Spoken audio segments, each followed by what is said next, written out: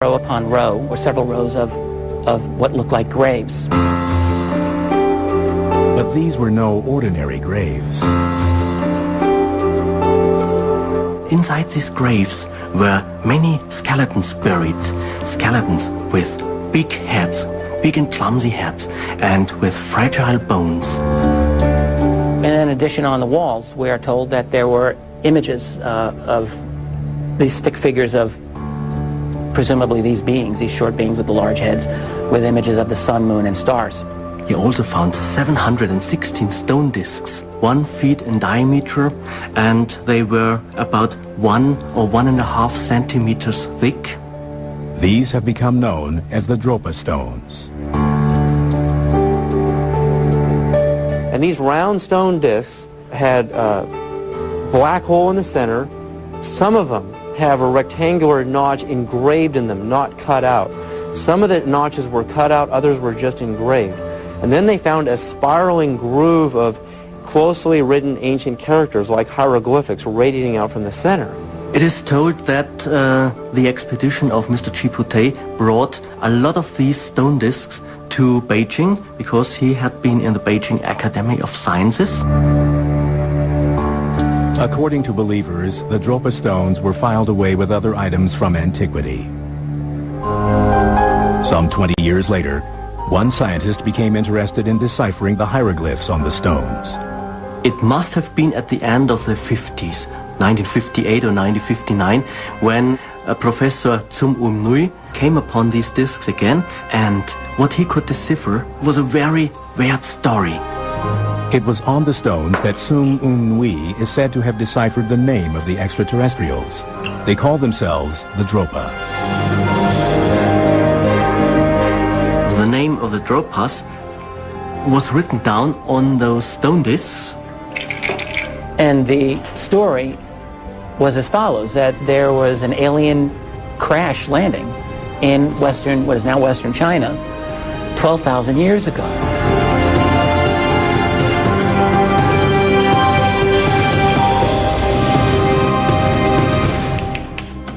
Dr. Nui purportedly faced opposition when it came time to publish his findings. In 1960 or 61, Professor Zum Nui published his reportings from his deciphering of the hieroglyphs. And the title was something like Hieroglyphs, which are telling the story of spacecraft crash-landed in the Bayankara Ula Mountains in central China. Most of his colleagues thought it's an absolute nonsense. And so Professor Zum Nui became very frustrated, and not long after his publication, he emigrated to Japan. However, the harsh reaction from the academic community in China did not silence the Dropa stone story. A handful of magazines published articles about Dr. Nui's work, keeping the remarkable story of the stones alive.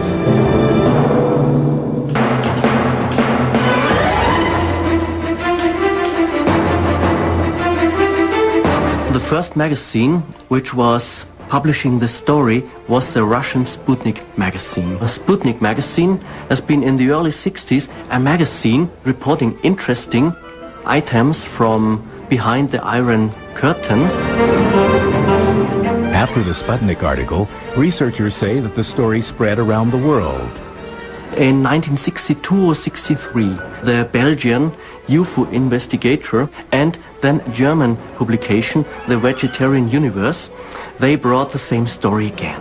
Until the year 1974, these articles inside the magazines were the only informations we had. It has never been possible to go to China in those years and to ask if the story is true. But some ufologists, people who research and study possible alien visitation, claim that the Dropa tale was kept alive by oral tradition in the Bayankara Ula. There are some old myths in those mountains which are telling the story of these small, tiny people crash landing from the sky. Some of the legends claim that the Dropa came from a star system called Sirius. The ancient story tells that their ancestors came from the star system of Sirius 12,000 years ago. Some of the earliest gods and goddesses who came to Earth, according to legend, from the star Sirius. For example, in ancient Egypt, you have the goddess Isis, the embodiment of the star Sirius. The pyramids of Egypt were built in alignment with the star Sirius. The theory that ancient gods were actually space aliens is common among ufologists. Author Matthew Hurley has studied the God as space alien idea for over a decade. Throughout history, looking at many cultures around the world, we often hear of beings coming down from the sky, and we often read of imagery of UFOs. To primitive humans, the technologically advanced visitors could have easily been mistaken for gods. They would have arrived in their ancient spacecraft. They would have had an unusual appearance. They would have spoken with a lot of wisdom and knowledge. So primitive man would have been overwhelmed by these experiences and may well have fallen into the trap of worshipping them as gods. Today, we are left with only 2 verifiable photographs and a fantastic tale, supposedly written in alien hieroglyphs. Did aliens really visit China 12,000 years ago? Next, Matthew Hurley reveals surprising new details about the design of the Dropa stones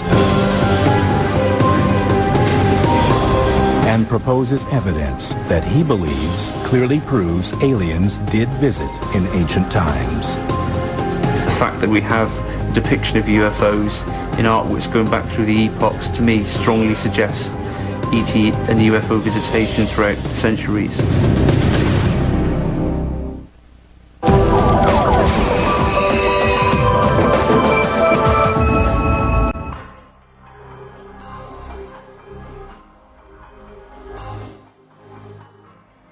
In 1938, a Chinese archaeological expedition to the isolated Bayan Karaula Mountains allegedly made an amazing discovery.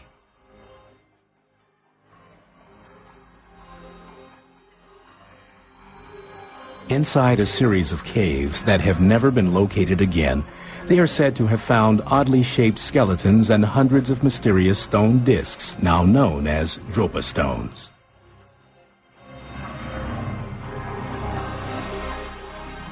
Some say that they also discovered etchings of the sun, stars, and other celestial bodies carved on the cave walls.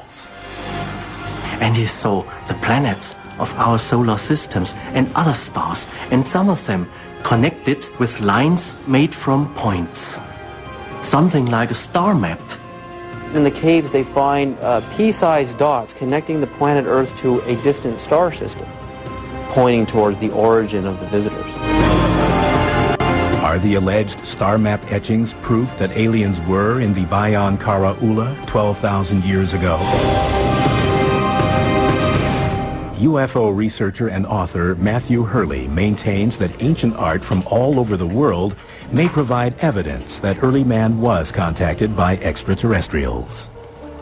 When we look at the cultures around the world, and they all talk of beings coming down from above in their creation myths, the fact that we have the depiction of UFOs in artworks going back through the epochs, to me, strongly suggests ET and UFO visitation throughout the centuries. The earliest examples cited by Hurley date to primitive cave art over 30,000 years old.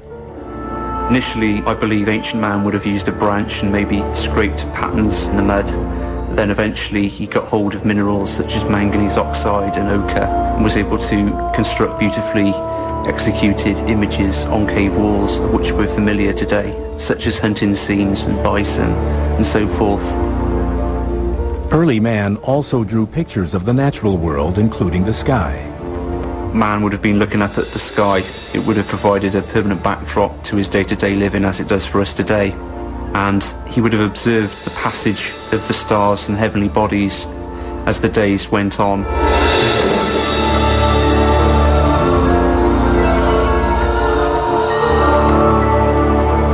Man's fascination with the heavens has remained a common theme in art throughout the centuries. But Hurley sees unexplainable objects in many works of art that he believes may be extraterrestrials.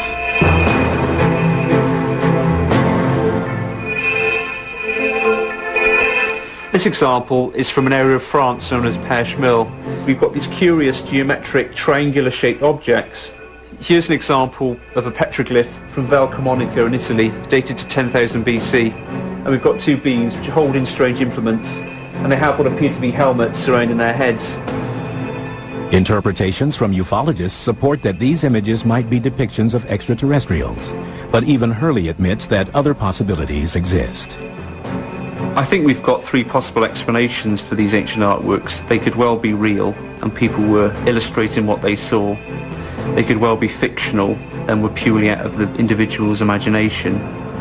Or they could well be real beings, but maybe tribal leaders in some sort of ritual costume. But Hurley is unsure about the origins of the alleged Dropa stones. I think what we may be looking at in those two photographs are either hoaxes which were done for the story, or they may well be jade discs. Jade discs were created for the wealthy elite of China, and they were placed in their tombs to protect them from demons. The Dropa stones do resemble jade discs, there's no getting away from that. In fact, the general design of the alleged Dropa stones, disc-shaped with a hole in the center, has appeared in Chinese art for centuries. Thousands, if not tens of thousands, of these discs have been recovered from sites all over China. From many time periods, there's nothing particularly unique about finding a flat disc with a hole in the center. Although the shape of the Dropa stones appears to be common to antiquity, the hieroglyphs on them were said to be otherworldly, the script of an alien hand.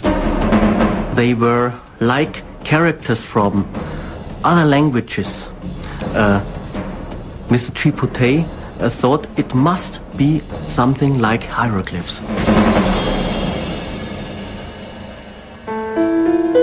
But some researchers find the hieroglyph story hard to believe.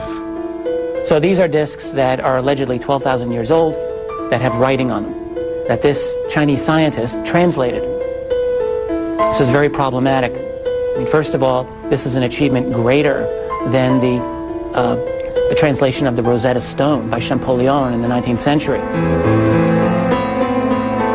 The Rosetta Stone was carved in 196 BC in Egypt and lists the good deeds of the pharaoh using three scripts: hieroglyphic, Demotic, and Greek.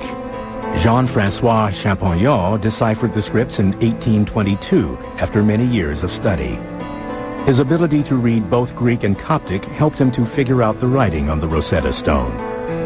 Some skeptics have noted the difficulty, if not impossibility, involved in deciphering scripts from unknown origins. He was able to decipher Egyptian hieroglyphics because there were two other languages that he knew. So in this case, a Chinese scientist is able to decipher an allegedly pre-human language and tell the story. How would you be able to tell the difference between an alien hieroglyphic and an alien human civilization hieroglyphic? So I don't know what to make of this. There's nothing to make of it. It's just a story. But according to the Dropa legend, there was something extraordinary about the stones. That's why Russian scientists allegedly asked to examine them in the late 1960s. After testing the composition of the discs, the Russian scientists are said to have studied the general design of the Dropa stones. It was either 12 inches in diameter or 12 inches in circumference, possibly about like this, large or so, with a hole in the center where you could stick your finger through, and had emanating from the center, going to the periphery, a spiral like a groove. To describe the Bayan Karaula stone discs, I can compare them with a modern long-playing disc. So, like phonograph LPs, the Russian scientists supposedly placed the discs on a turntable of sorts to play them. Suddenly, the oscillator showed an abrupt movement that looked like the stone discs had some electrical charge inside. The conclusion was that these stone discs must have been inside a very strong electrical field. Some ufologists allege that the electrically charged stones could have been used to send a vibrating message through space. Were the Dropa trying to phone home, like Steven Spielberg's marooned extraterrestrial in the 1982 movie E.T.? Why were the hieroglyphs written in a spiral pattern? The enigma of the stones persists. Peter Liu, a physicist at Harvard University in Cambridge, Massachusetts, has studied the phenomena of spirals in the natural world. Anytime you want to simultaneously move, say, from the center of the circle while that circle is rotating, you get a spiral. We see logarithmic spirals on both animals and plants. In the animal kingdom, perhaps the most famous example is the chambered nautilus. Hurricanes, tornadoes are spiral arrangements of storms. Like the swirling pattern of hieroglyphs on the alleged Dropa stones, spirals are a common motif throughout art history. In Ireland at Newgrange, the entrance stone is covered with spirals. In China, about 3000 BC, we have these wonderful painted pots with artistically drawn spirals that have been made with a brush and ink. At about the same time, the Egyptians introduced hieroglyphics. They picked a spiral for the hieroglyphic character for the number 100. Spirals are an extremely common iconographic motif. We see them in a wide distribution through space and through time. And there's no reason to assume that it meant the same thing to everyone who drew one. Coming up, if these Dropa stones are indeed unique and electrically charged, as some say they are, does this make Dropa China's Roswell?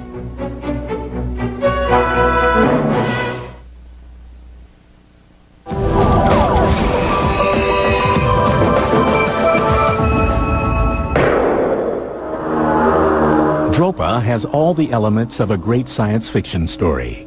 Crashed UFOs, mysterious missing skeletons, and stone discs that are said to hold otherworldly secrets. If the account is true, extraterrestrials landed in China 12,000 years ago. Those who believe call it China's Roswell. You can compare these two stories, the Roswell UFO crash in 1947 and the Chinese Roswell that probably happened 12,000 years ago. You have probably alien spacecraft that has crash landed in an area. You have bodies that look similar. In both cases you have little people with big clumsy heads and very tiny bones, very tiny skeleton. And as well, the proof of those crash landings has disappeared. And then the story went on and on and on through all the magazines, books, the internet. The story and the way it was covered bear striking similarities to the alleged alien crash site at Roswell, New Mexico. The Roswell incident really begins in the late 1970s when a documentary film about Roswell and other UFOs called UFOs Are Real was picked up by the National Enquirer. It is true that in 1978 there were stories in the National Enquirer that discussed Roswell, and that this was one of the major ways that the story got its rebirth. And then you saw articles and television films about it and more books and more books. Then that's when the eyewitnesses started to come out of the woodwork and tell their story. That's when the Roswell incident really starts. Some UFO researchers agree that coverage in the tabloids seriously diminishes the believability and credibility of both the Roswell and Dropa accounts. It's been a real hindrance, and it's unfortunate. Aside from being nearly impossible to find, the Dropa magazine sources have proven equally problematic, but for a variety of reasons. We are told that the original source for this was the Soviet magazine known as Sputnik. There was a German publication, Vegetarian Universe, from July of 1962. There is apparently also a Belgian UFO publication. They also had an account of this in 1962. These were very sensationalistic magazines, sort of equivalents of the Star or the Enquirer and things like this. And who in Vegetarian Universe knew Chinese? The tabloid articles about Roswell and Dropa are just one of several similarities.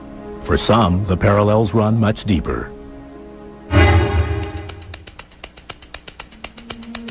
A government conspiracy. In the minds of ufologists, cover-up is another aspect that both Dropa and Roswell have in common. They often believe that the governments of the U.S. and China are hiding extraterrestrial technology and alien bodies. Moreover, they claim Chinese officials have tried to hide a race of human-alien hybrids.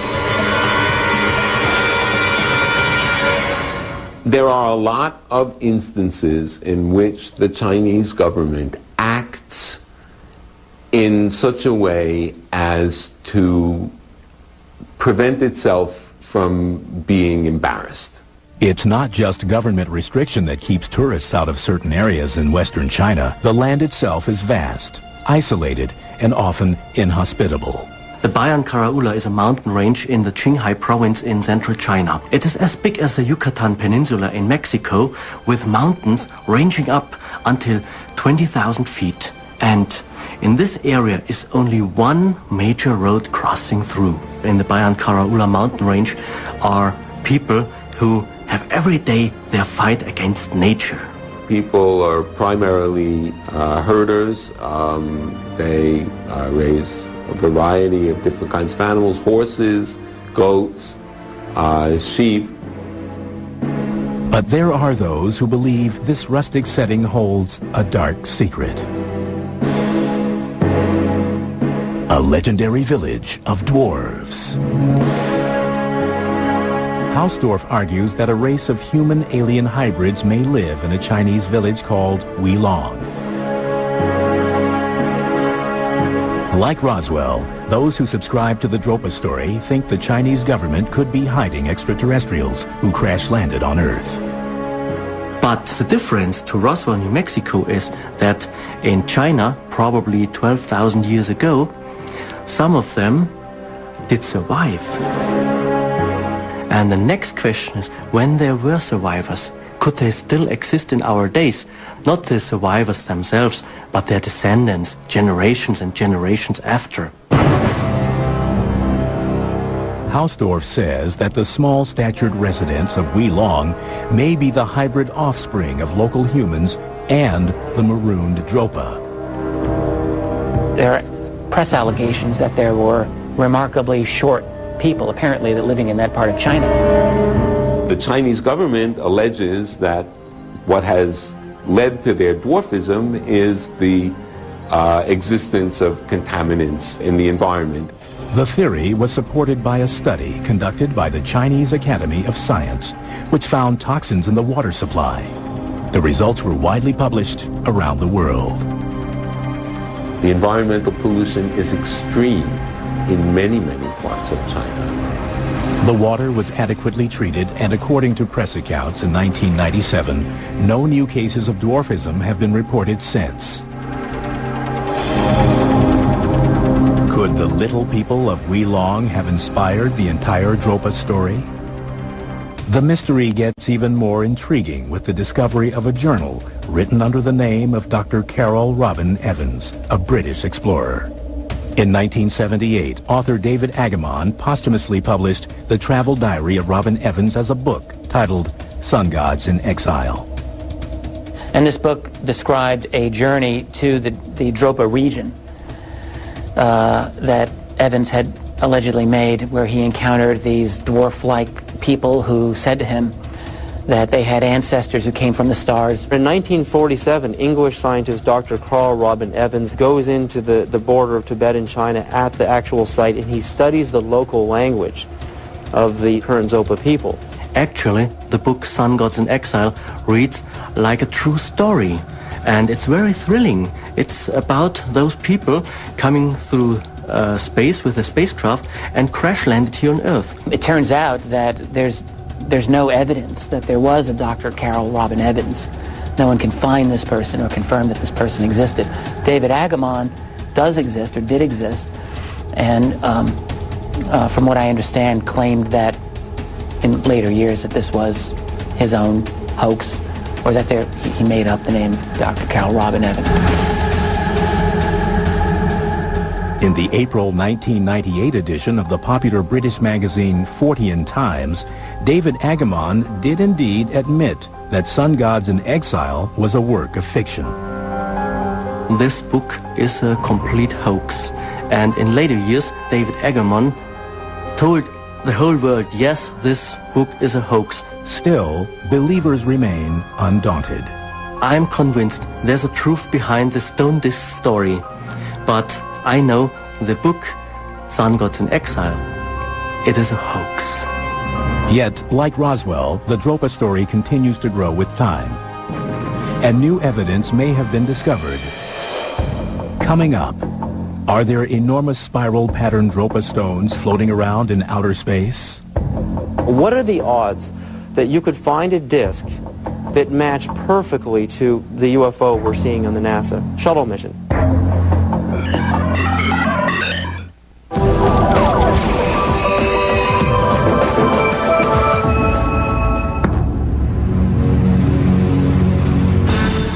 Some say that mysterious Dropa stones supposedly found in the Chinese mountains were made by extraterrestrials who crash-landed on Earth 12,000 years ago.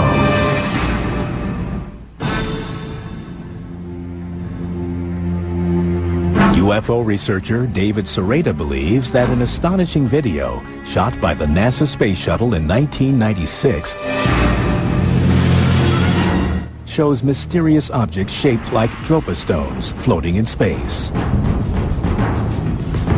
Sereda thinks they are extraterrestrial spaceships that he calls NASA UFOs.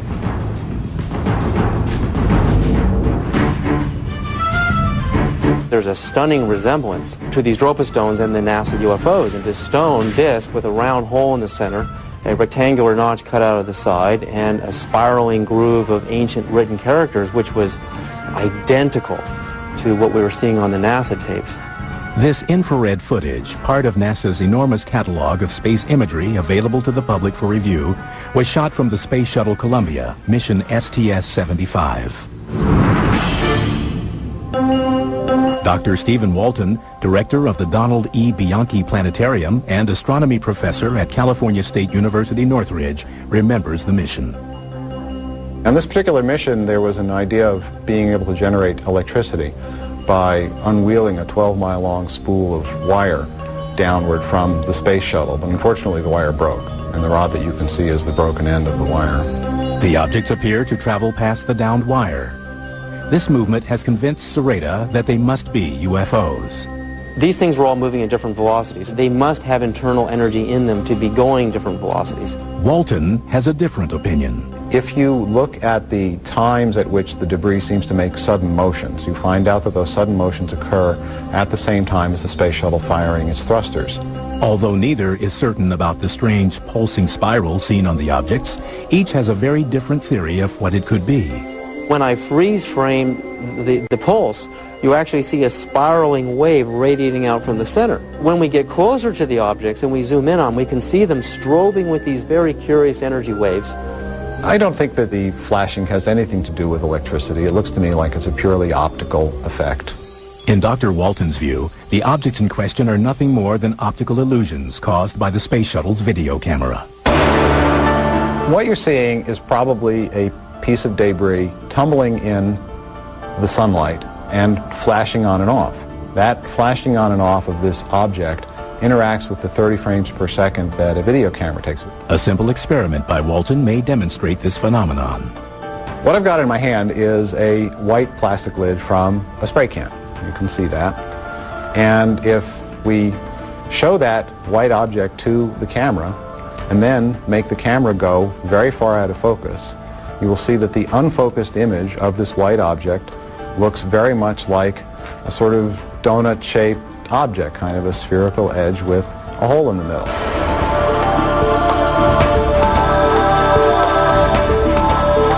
But some true believers are not convinced. When you consider the hole in the center, the rectangular notch, and the spiraling wave, all identical when you look at them side by side to the NASA STS-75 UFO in 1996, you got to ask yourself a lot of questions. If someone is going to convince me that extraterrestrials are visiting the Earth, a few unidentifiable points of light on a video are not particularly persuasive. Like Roswell, some ufologists see the STS-75 footage as more evidence of a U.S. government conspiracy to hide extraterrestrials. But conspiracy goes beyond borders. Could the communist government in China have suppressed an even more shocking truth? Just like the physical evidence that is said to have disappeared from the ranch in Roswell, New Mexico in 1947, the physical evidence relating to the Dropa stones has seemingly disappeared. I've never heard that the Russian scientists gave back those Bayan Karaula stone discs to the Chinese. Very few people after this know what happened to some artifacts. Until perhaps 1974, when an Austrian engineer familiar with the Dropa story claimed to have made an amazing discovery in China. An Austrian engineer, a certain Mr. Wegerer, came upon a small museum in Xi'an, and he suddenly saw those stone discs exposed there. So he asked the curator of the museum, a lady, what about these stone discs? Oh, these stone discs are just cultural relics. Mr. Wegerer took photographs with a Polaroid camera. Some see Ernst Wegerer's photos as important physical evidence of the Dropa story. It is apparently a real photograph that does show discs, yes, but they don't show any grooves. They don't show anything that you can identify as the Dropa discs. The only evidence we're left with is a series of these Polaroid photographs. So the question is this purely a hoax, or is there something to it? Hausdorff claims to have spoken directly with the late Ernst Wegerer and was given the now famous Dropa stone photographs. Because of the political climate in China at the time, Hausdorff was not allowed to visit the country until 1994. I came upon this Banpyo Museum and I could speak with a curator. I showed him the photographs. First he looked around himself and then he told me, "Oh, I've heard just a few days after this Austrian engineer was here in this museum.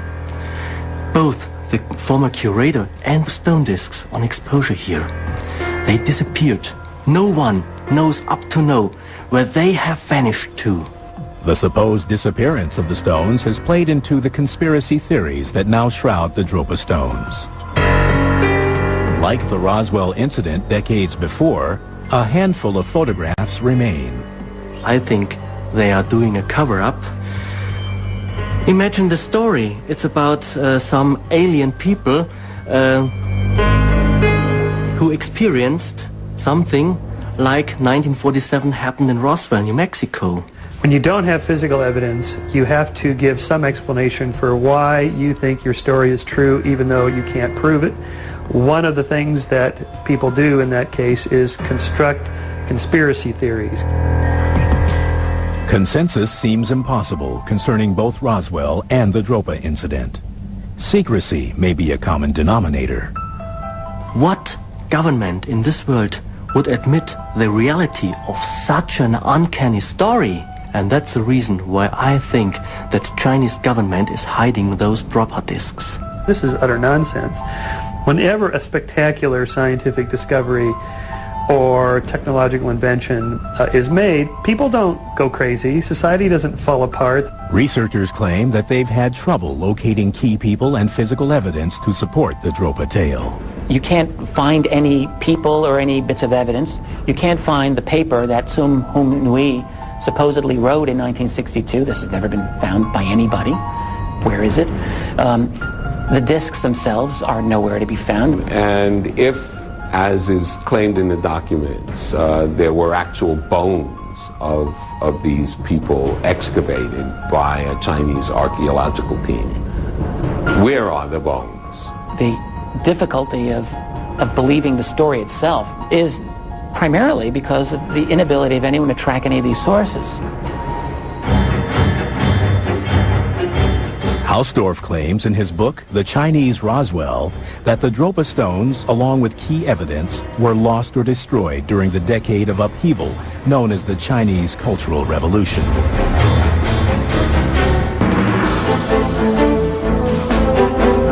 In the 1960s, the violent Cultural Revolution swept China. Having slipped in the ranks of the Communist Party, Chairman Mao Zedong created the revolution to regain power of the country. Now, he couldn't do it through the Communist Party, so he mobilized the youth. He created an extra party apparatus in the Red Guards to bombard the party members and to get his own forces to replace those folks. And to a large extent, that was really what the Cultural Revolution was about. The Red Guard lashed out at all aspects of traditional Chinese society.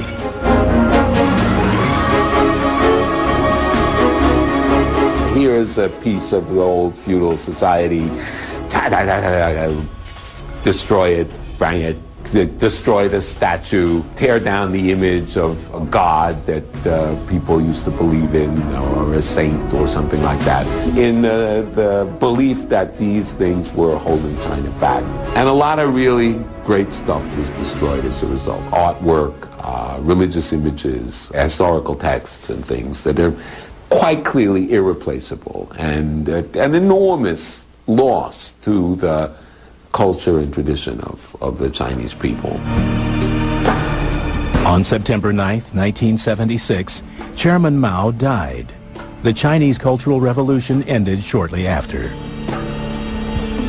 Could the Dropa stones have been destroyed at the hands of Mao's Red Guard? Or did a courageous art lover stash the stones to prevent their destruction? We may never know for certain. The past is blurred behind a bamboo curtain. Truth long buried in the chaos of revolution. It's difficult to tell fact from fiction, reality from fantasy. For many of these people, the facts are irrelevant. The belief in alien visitation is a matter of faith. No amount of contrary evidence is going to modify their beliefs because the facts don't matter. When we return, are the Dropa stones in the custody of a secretive Chinese government, intent on extracting advanced extraterrestrial technology from them? It would cause a revolution in sciences, because this would be the proof that there has been alien people from the stars crash landing here.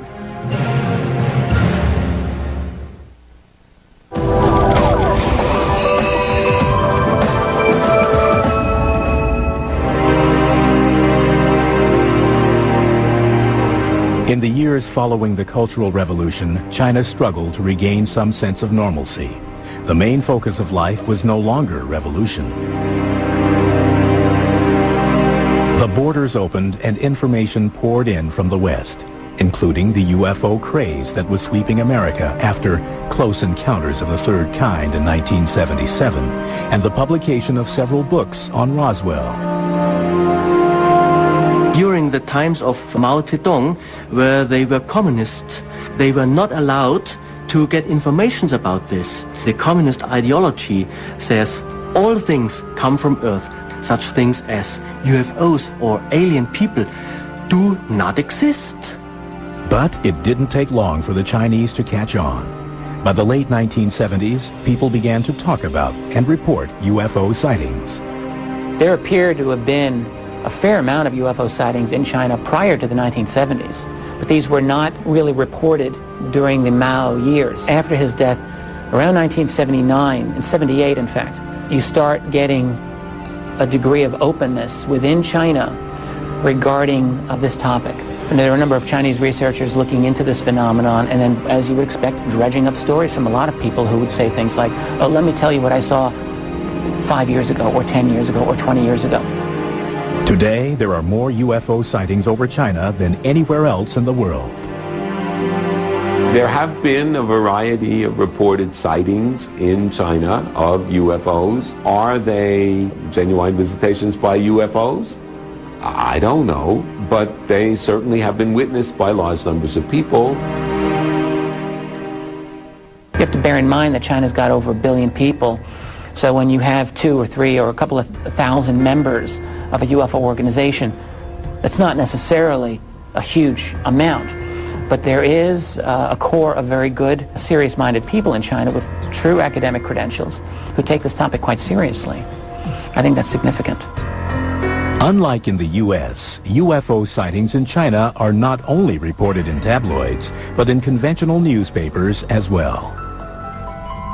According to press accounts, modern China has the world's biggest network of UFO clubs, the China UFO Research Organization, and a monthly UFO magazine that sells 400,000 copies.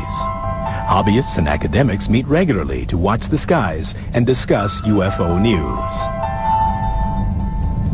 There are, in fact, UFO clubs now beginning to spring up in and around China. Perhaps now UFOs are more interested in China and there are more of them going there.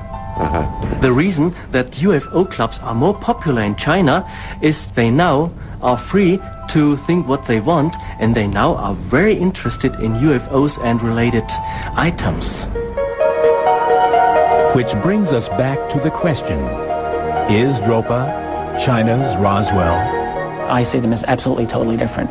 I see DROPA as most likely hoax, almost certainly hoax, let us say, and I see Roswell as something that has not yet been explained officially by the United States Air Force or government. I think people call DROPA the Chinese Roswell because it's sexy and gets better ratings and attention to people because Roswell is already known. Otherwise, it's a total nonsense, mythical story.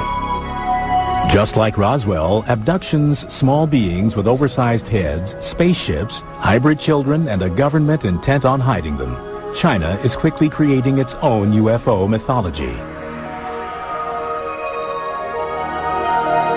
But if the accounts are true, their extraterrestrial heritage may go back many centuries, before the communists, before the Cultural Revolution.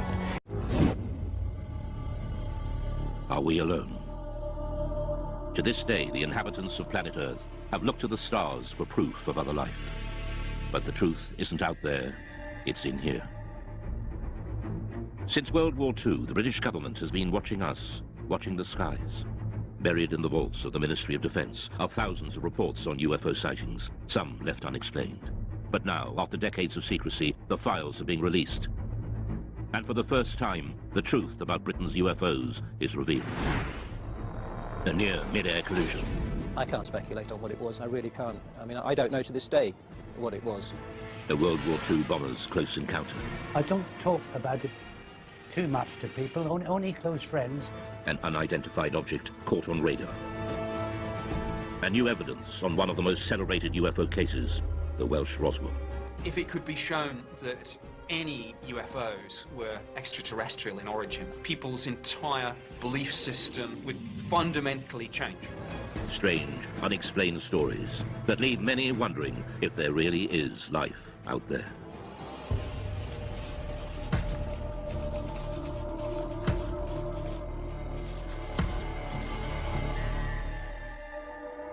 What are three popular word searches on the internet?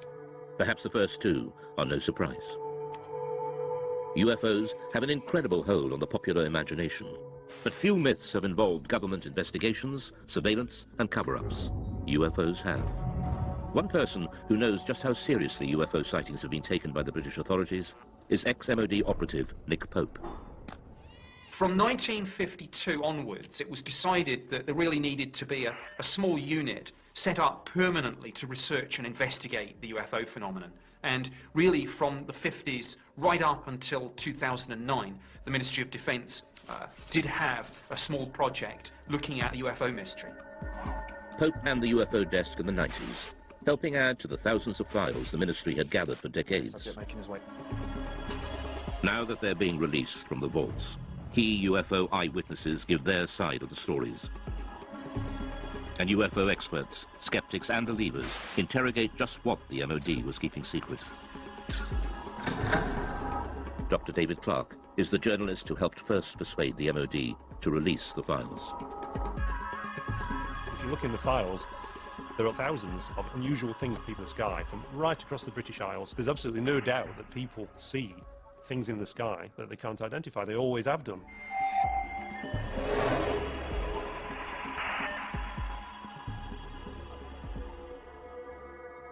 January 1995. Two experienced pilots of a Boeing 737 carrying 60 passengers from Milan to Manchester report a near collision. It's an incredible sighting of an unidentified flying object which sends the authorities into a spin. In the defence files, there are quite a number of incidents involving near misses between civil aircraft and unidentified flying objects. The most impressive of all was a report that was made by the crew of a British Airways 737. Speedbird 5061, overhead pylons 9 miles. They were just about to enter this cloud bank, quite a clear sky, good sort of vision. Suddenly the first officer said he saw this object coming towards him like an illuminated Christmas tree.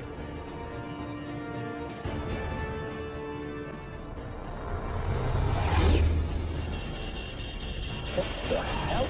It was so low in its approach and so close that he automatically ducked, thinking there was going to be a collision. And this thing just zoomed past, and immediately he turned to the captain and said, "Did you see that?" The captain said, "Yeah, I saw it as well." Immediately the pilots radioed into Manchester Control Tower.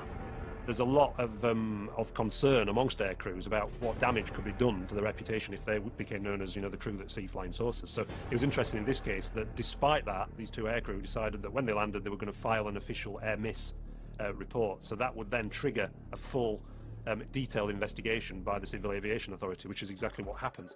For the first time, the MOD files show how this extraordinary incident sparked a full-scale investigation conducted by aircraft near-miss investigator Anthony Booth. Well, it was unusual for a start because it was the only one in my memory in 7 years of working in that particular department that I'd actually dealt with something like this. We talked to the pilots, both the pilots. We would go through looking at radar recordings, RT transcript recordings of the voices of the pilots, recordings of what Manchester Air Traffic Control had to say. We just looked at anything that might shed some light on what this object might have been. The pilots now refuse to talk publicly about the near crash, but the MOD files recall what they told Anthony Booth at the time. My attention was initially focused on the glare shield in front of me, but I was diverted by something in my peripheral vision. The object had a number of small white lights, rather like a Christmas tree. The high speed of the object, although unable to estimate its distance, it was very close. There's a transcript of the conversation between the captain of the 737 and ground control. This is Speedbird 5061. We just had something go down the right-hand side, just above us, very fast. And Manchester immediately come back and say, well, there's nothing seen on radar. Was it an aircraft? Well, it had lights. It went down the starboard side very quickly. Manchester say, and just above you? Just slightly above us, yes. Manchester then advised them to keep an eye out for anything, but they can't see anything at all. It must have been very fast. So we'll go down very quickly after it passed you, I think. Okay, well, there you go. The Manchester Control Tower could not find any radar signal. To radar expert Doug Robb, this is extraordinary. It says the likelihood of such activity escaping detection is remote, as the area is well served by several radars, and any movement at the levels in question would almost certainly have generated a radar response. Nothing was seen. So what was it that avoided radar detection? The MOD files show that the investigators and pilots considered all the possibilities. It was a hang glider. At night, he's suicidal. Hang glider would not be picked up by normal radar, no. Comet? No, I don't think so. A meteor could be detected on re-entry if the radar was looking exactly in the right direction as that piece of debris went past at some speed. Military? Maybe, but I didn't recognise it. But we're near a major airport. It would have shown up on the radar response. Spy plane? I don't think so. Didn't look like a stealth. Stealth aircraft would not be picked up by normal radars. If a spy plane is being kept secret, it's not going to be flying where people can see it. And certainly nowhere near airliners. UFO? That'd be daft. I don't know. These pilots are not lying. They did have an unusual experience, which to them remains baffling. The files show the investigation seriously analysed the possibility of military activity, but they found no evidence from any official source. It seems most unlikely that such a flight would have been conducted so close to a busy international airport. So what was it? We revealed the conclusion, locked away in the MOD vaults since 1995, reached by Anthony Booth's investigation. Most of the incidents that we looked at, we could arrive at some conclusion, definite conclusion, but in this case, we couldn't really. We had to come up with an assessment of cause and risk. Both the risk and the cause were unassessable. Degree of risk, unassessable. Cause, unassessable. Really, that statement is really, really unusual to find that in an official air miss report, and it's basically saying we don't have a clue what was seen. What they'll say back at BA. I think they might rib us about this one. At the end of their the summary of the working group's discussions, it says that there is no doubt that these pilots both saw an object and that it was of sufficient significance to prompt an air miss report. Unfortunately, the nature and identity of this object remains unknown. To speculate about extraterrestrial activity, fascinating though it may be, is not within the group's remit and must be left to those whose interest lies in this field. To some ufologists like Nick Pope, the absence of any real conclusion leaves serious and unanswered questions. Now, to me, this was quite extraordinary. UFO does not mean alien spacecraft, but clearly, in some people's minds, whether it was the pilot and the first officer, or whether it was the investigators at the Civil Aviation Authority or the Ministry of Defence, clearly somebody was thinking, well, maybe, just maybe, this is something extraterrestrial. I can't speculate on what it was, I really can't. I mean, I don't know to this day what it was. All I know is that we can't assume we know everything in this day and age. There may be things that we don't know about. The Manchester near-miss investigation shows just how seriously unexplained sightings were taken by the MOD. But the UFO desk had been receiving reports from pilots for decades. The files reveal sightings during World War II, and in some cases these were considered so grave they were referred right to the top of government. The newly released UFO files confirm what many experts suspected. The British government was investigating unexplained sightings as far back as World War II. I don't talk about it too much to people, only close friends who experienced perhaps flying during the war.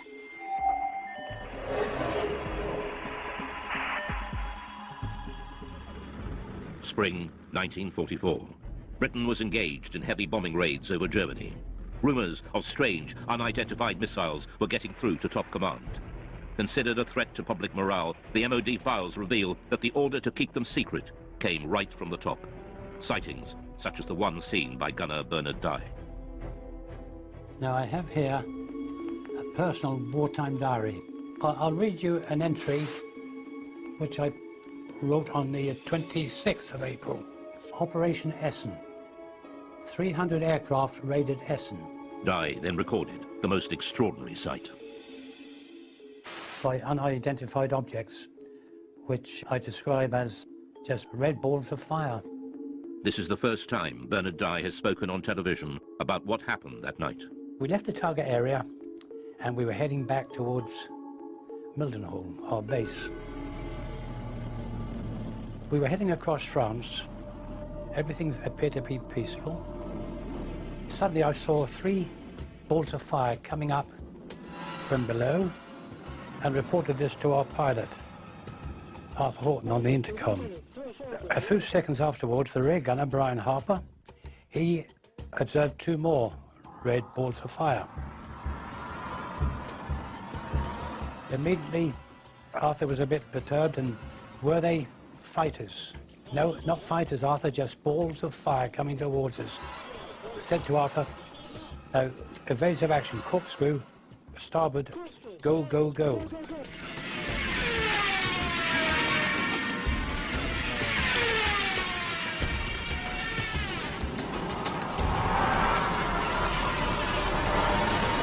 We travelled over 300 miles per hour. The aircraft was shaking like a leaf, and still they were following. The pilot was getting worried about burning the engines up. Engineer, Dave, what about the engines? Never mind the engines, skipper. Keep going, or something to that effect. The words were rather rude. It certainly gave me and the crew the willies to see them. After a short distance, these 5 red objects, they just got slower, and the red lights disappeared into the blackness below, and we got safely home. Well, when we got back to Mildenhall, our base, each crew is interrogated by intelligence officers, and they just laughed at us. And this upset the pilot, and, he said, you wouldn't bloody well have been laughing if you'd have been sitting with us in the aircraft. What did gunner Bernard Dye think they were? Didn't know what to think, but I thought they were just a new weapon that the Germans had invented. Bernard Dye was not alone. Other World War II aircrew had also reported unexplained sightings, and we now know that at least one of these reports was suppressed, and the order to do so came right from the top. Wartime Prime Minister Winston Churchill was so terrified the report would leak out, he ordered a 50-year blackout. Mr. Churchill declared that the UFO incident should be immediately classified for at least 50 years, and its status reviewed by a future Prime Minister. Churchill's order referred specifically to a late World War II sighting made by a British aircrew returning from a reconnaissance mission over Germany. The files record, "My grandfather was present during a debate about an unexpected incident experienced by an RAF bomber crew. The MOD files show that the story originates from the grandson of Churchill's bodyguard, who had been present at an urgent meeting between the Prime Minister and the US commander of the Allied forces, General Eisenhower, who discussed the incident together. He was writing in to see if the ministry could confirm this story, that this guy who was the bodyguard was present at a discussion between Winston Churchill and Eisenhower about a mysterious incident when the crew of a Royal Air Force reconnaissance aircraft that had seen this metallic object that had appeared by the side of their aircraft, and it followed the aircraft and it behaved in a way that was completely unexplainable in terms of it being, you know, a German aircraft or any other sort of Nazi flying machine that they were aware of. A leading aircraft expert was also at the meeting. He dismissed any possibility that it could be a missile, since a missile could not suddenly match its speed with a slower aircraft and then accelerate again. Churchill was determined this would go no further. Another person at the meeting raised the possibility of an unidentified flying object, at which point Mr. Churchill declared that the incident should be immediately classified. But the file goes further.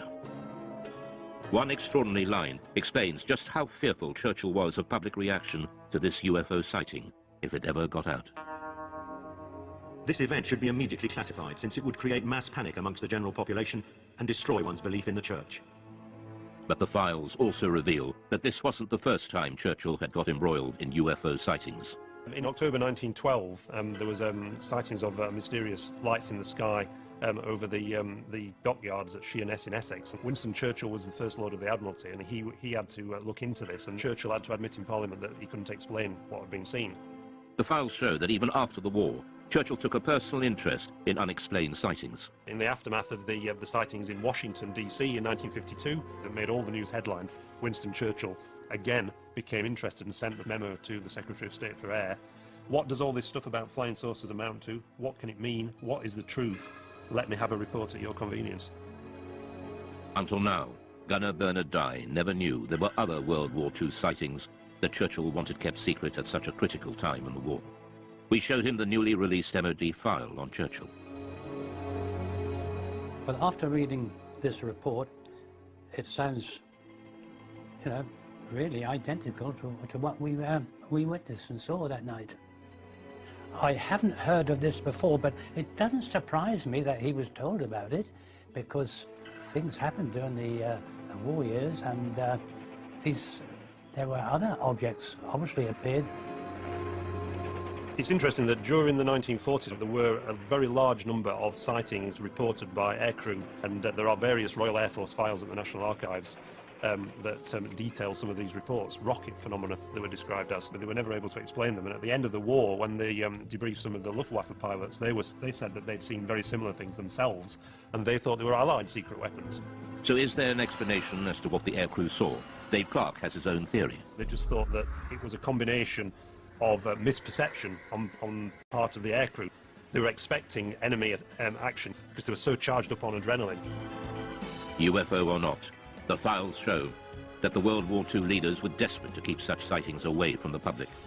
The next file reveals how, even decades later, the government was still panicking about UFOs.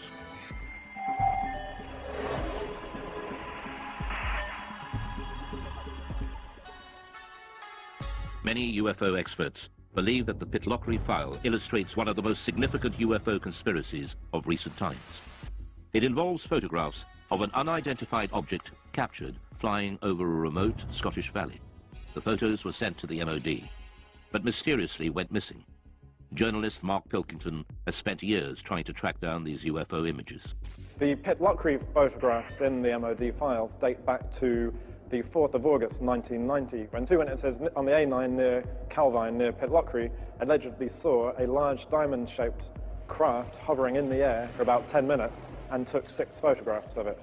and the object that they claimed to have seen was accompanied by 2 aircraft, which the MOD later identified as Harriers. The photographer has never been identified. He sent the 6 photographs to the Scottish Daily Record newspaper. The paper never ran the story.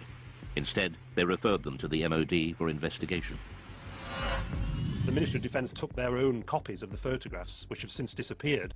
They, according to the files, sent the original negatives back to the Scottish Daily Record, which inexplicably never ran a story on the subject and never published the photographs, and presumably returned them to the 2 men whose names have been removed from the file, so we can't ask the 2 men. So mystery piled upon mystery.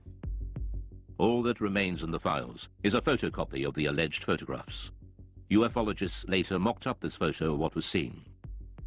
But Nick Pope dealt with the original photos and file when he worked behind the MOD desk. Both the Defence Intelligence Staff and the Joint Air Reconnaissance Intelligence Centre analysed this very carefully, and the consensus was clear on this. This was a real object. It was maybe 25, 30 metres in diameter. I sat down with my opposite number from the Defence Intelligence Staff at a briefing about UFOs. We discussed this photograph extensively. This was something that was of defence interest, because clearly it could do something that we couldn't, and we wanted that technology. The MOD was determined to play down the incident. There's an interesting briefing by the Ministry of Defence press office on defensive lines to take if these photographs made it into the newspapers, and they were asked questions about this. And there's a list that basically says that we have looked at the photographs and no definitive conclusions have been reached regarding the large diamond-shaped object.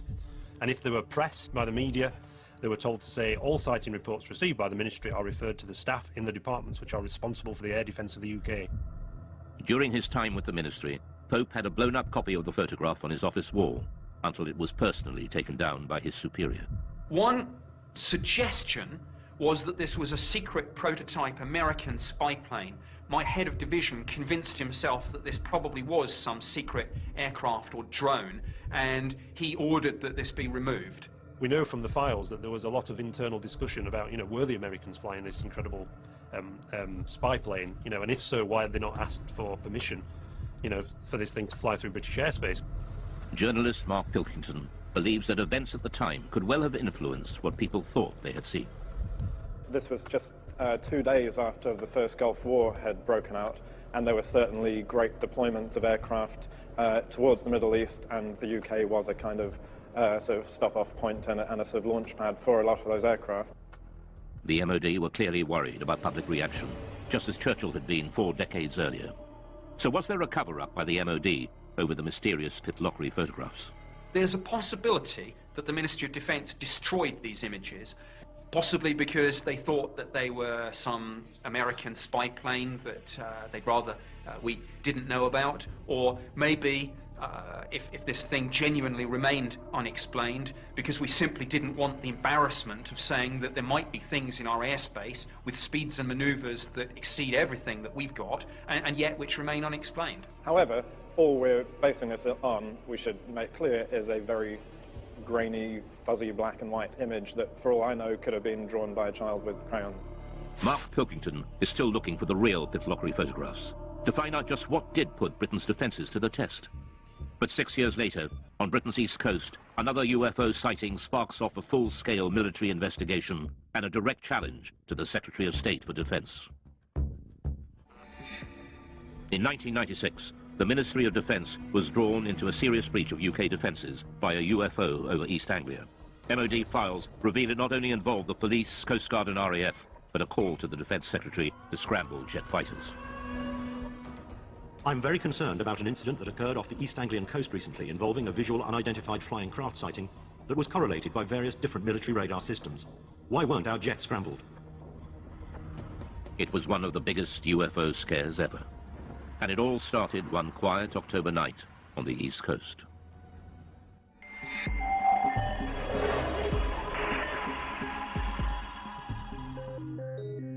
It was the police officers, actually, who phoned in the first reports. There's an extract from that. In the early hours of the morning, the police are saying we can see a red and green rotating light in the sky directly southeast from Skegness. It looks to be high in the sky directly over the Wash. Very nice. The patrol officers reported the sighting to the station sergeant. I immediately phoned it through to the Skegness control room, who relayed it onto Great Yarmouth Coast Guard Maritime Rescue, suspecting it might be an incident over the sea. We had a report at about 3:15 local time from Skegness Police, and they could actually see this light in a southeasterly direction. We were uncertain of what it was at the time, and we immediately made a report to the local air defence radars to see if they could see anything.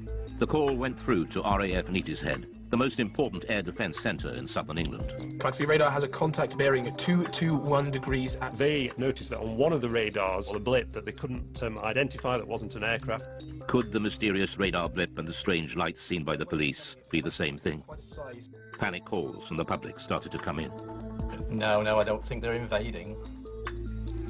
A call was put out to shipping to keep a lookout for unidentified lights. Then a tanker came back. MV Conocast Yarmouth, we're seeing a group of lights above the wash. The vessel at sea was the Coast, and she was in much this sort of area. At 3:50 a.m., Patrol Officer P.C. Leyland rushed onto the police station roof to video the strange lights and managed to capture 5 minutes of footage, now showing a single stationary white light. News of the sighting spread quickly through the UFO grapevine. The transcript of the conversation between the Coast Guard and the police and the trawler crew was leaked to the local news, and it suddenly became this huge UFO incident that got to the attention of the local MP. The sighting gathered such momentum, even local Labour MP Martin Redmond got embroiled and started asking difficult questions. Martin Redmond said, look, you've got police officers seeing UFOs, you've got Royal Air Force officers tracking them on radar, and yet you don't even get the aircraft in the air to take a look at this thing.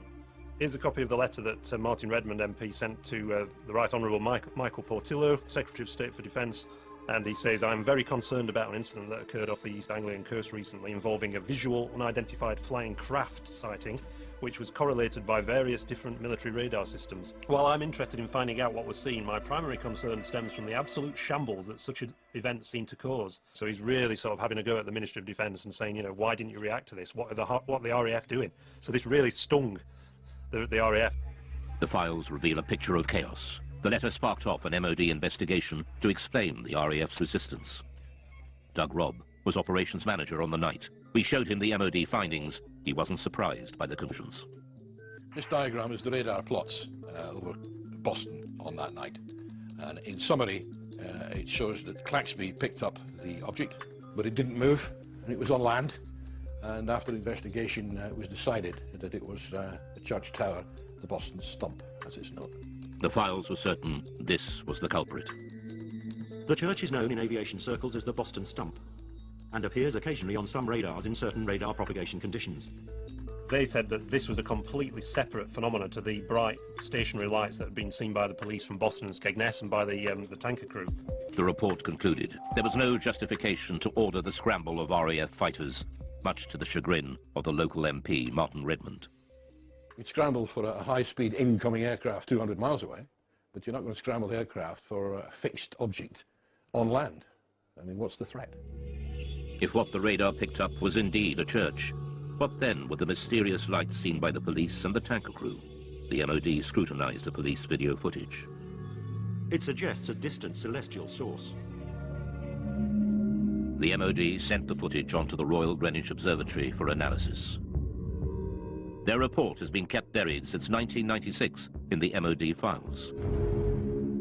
UFO and astronomy expert Ian Ridpath was shown their conclusions and the police video.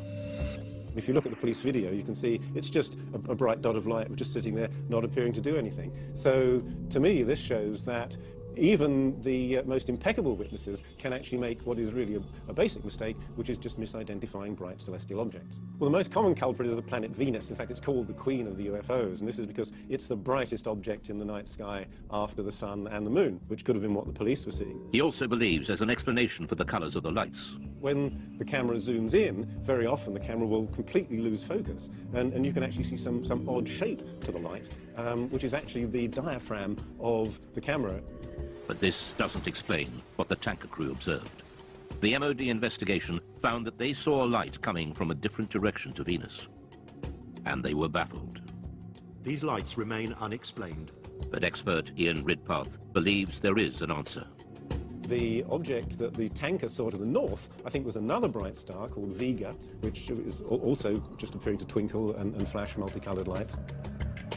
UFO expert and skeptic Dave Clark believes there is a reason why this escalated into such a major incident. This happened in 1996, which was the very height of the popularity of the X-Files series on TV. It was the biggest sort of year, the 1996-97, in terms of number of reports they received since 1978. So is this case closed for East Anglia? Or will more mystery emerge, just as it has, with one of Britain's most celebrated cases that refuses to go away, the Welsh Roswell?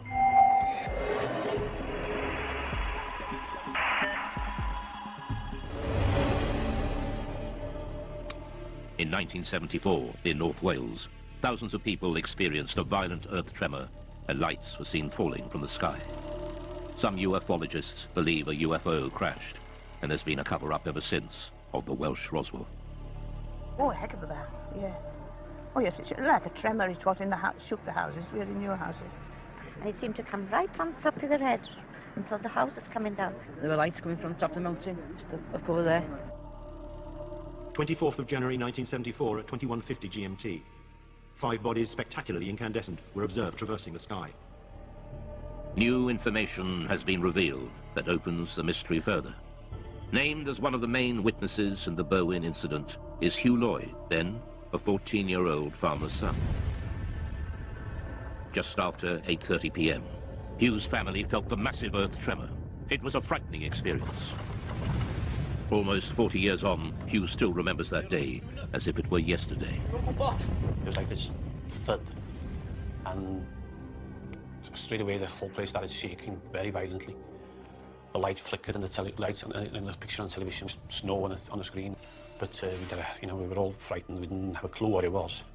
And Enoch said it must be an explosion, and then the phone started ringing. Hello? Like neighbours, phoning to ask, did you feel that? And then roughly about 20 minutes, there was a knock on the door. And there was a police officer there. And he said, we've had reports there's a plane crash that's come down on the Berwyn, and we'd like to commandeer your Land Rover to go up there. Me being 14, I said, well, Enoch, you better drive it.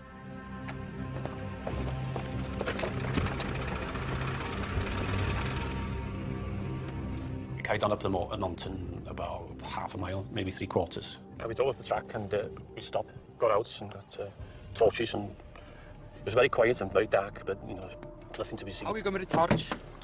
One of them said, there's nothing here. It's too quiet, we can't see anything. We might as well go down. So we turned back to the vehicles, and as we were approaching the vehicles, we saw this very bright white light. It's up the valley. Just behind those trees there, up to the left, in the valley between those two mountains.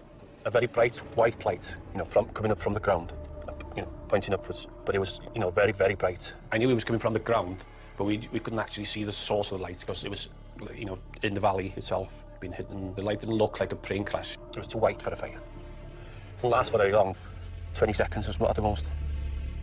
They searched the mountainside, but there was no sign of a crash. So what was the light? Ufologist Andy Roberts has researched the Berwyn UFO for years. Although a skeptic, he admits there is a central mystery to the incident involving another key witness. At a village nearby called Llanderfel, there was a district nurse called Pat Evans. She felt the explosion there, and because she was a nurse and had all the medical equipment, thought if a plane's crashed, I could get up there and give much-needed help until the emergency services arrived. Pat Evans was with her 2 teenage daughters, 4 miles from Hugh Lloyd when the earth tremor hit. So she picked up her 2 young daughters, got them in the car, drove the 10-15 minute drive up onto the B4391 road, expecting to see an aircraft crashed and in flames. This is the road that she was driving on, and it's a road that she knew very well, so she had no problems driving up here at night. And obviously she was out there looking for what she thought was going to be a plane disaster. And just as she came out from the other side of this copse of trees, she was absolutely astonished to see, far across the hills to the left, a huge ball of red, white, orange, pulsating light. Whatever the object was, it was too far from the road to be reached on foot. Pat and her daughters watched, astounded at the ball of light, slowly pulsating and changing colour. She described it as being half the size of the moon, and around this object were moving torchlights and vehicle lights. She realised that it clearly wasn't a crashed aircraft and that someone or some people were there attending to whatever it was, and realising that, she drove back home and went to bed, and to this day is completely mystified by what it was. So what did Pat Evans and Hugh Lloyd see that night? We reveal that even the arrival of the mysterious men in black couldn't provide all the answers. The unidentified sightings by Pat Evans and Hugh Lloyd in Berwyn, Wales in 1974 have gone down in UFO folklore. The recently released MOD files have added even more mystery. Researchers from the British Geological Survey were quickly dispatched to Berwyn to investigate an earth tremor that had registered 3.5 on the Richter scale. Immediately after the earthquake, we were getting a lot of reports, some of them rather complex ones about lights in the sky, lights on the hill. So I brought a small team of people down to ask the local people around here what they'd seen, what they'd heard, what they'd felt. The British Geological Survey team have become known in Berwyn legend as the Men in Black, as they were dressed in dark suits, official-looking, and were going door to door. Some people seem to think the whole event was rather suspicious, and that we, simple scientists from the Geological Survey, had something to do with suspicious events around here. Files containing Chris's notes recall his interview with nurse Pat Evans, who saw the unidentified light. I have here the notes that I made when I talked to Pat Evans. She felt the shaking, but also she was very concerned about lights that she saw in the sky. She thought there was a big red light, like a glowing red fire. This is a copy of one of the maps that we, with our team, used when we were going around the area talking to people. And we were able, therefore, to put on the map exactly where we got that interview from, and therefore exactly what that person saw, heard, and felt. This British Geological Survey map, buried in the vaults, is a revelation. It shows the anomalous lights seen by Pat Evans and Hugh Lloyd both appeared in the same small area of hillside at the same time. UFologist Andy Roberts returns to the same spot on the mountainside where Pat and her daughter saw the UFO, and where Pat Evans told her story to Andy Roberts in 1998. When I brought Pat Evans up onto this mountain road in 1998 and she told me her story then, I photographed her, and the photograph that I took showed her pointing to where she saw what she saw in 1974, and judging by this photograph, she was pointing over there, and which we know is where the police and farmers were searching that night. Pat Evans was on the Llangannock to Welshpool Road, which is just, well, just beyond the forestry there. So if she was there, she probably saw the same light as we saw. You know, because just dead in line. I'm nearly positive that's the same light as she saw. The recent files show the MOD's explanation for the sudden explosion and mysterious lights. Subsequent search of the hillsides in question revealed no sign of impact, however. The Meteorological Office considered that these sightings could have been occasioned by a bolide, that is to say, a meteor which enters the Earth's atmosphere and burns up before reaching the ground. A private investigation done on behalf of the British Astronomical Society concluded, however, that the meteor may in fact have disintegrated over Manchester, and that its appearance was preceded at 8:30 p.m. by an earth tremor in the Berwyn Mountains, with which it has no connection. So they were saying again, these are two things that happened coincidentally on the same night. You've got a meteor burning up in the atmosphere, and also you've got an earth tremor. So is this incredible coincidence, two separate natural phenomena, a meteor shower and an earthquake happening simultaneously, in itself a complete answer to the mystery? Many UFO believers think not. They believe the files failed to answer the big question, what was the source of light Pat Evans and Hugh Lloyd saw on the ground? So what Pat saw is an absolute mystery. I don't think it's a UFO for a minute, although it is an unidentified something. It appeared to be on the ground. If anything, it's an unidentified grounded object. But it's a mystery. So in amongst all the hype about aliens and extraterrestrial crashing, in amongst the truth and the fact about an earthquake and bolide meteors, what we have is a mysterious sighting of a stationary, large, glowing object on the ground for at least 10 minutes. So is this case closed for Berwyn? There are still many unanswered questions. The Berwyn Mountain incident is, I think in many people's minds, it's not case closed. Some people believe that the release of these files is itself disinformation, and that the Ministry of Defence is still covering up some great secret truth about UFOs. The MOD has agreed to release all the UFO files over time. But will all the secrets be revealed? It seems that the public is not ready to give up believing just yet. For some people, UFOs are with us for a long time to come. Well, until the real ones show up. Some people suggest that this drip feeding of information to the public about UFOs is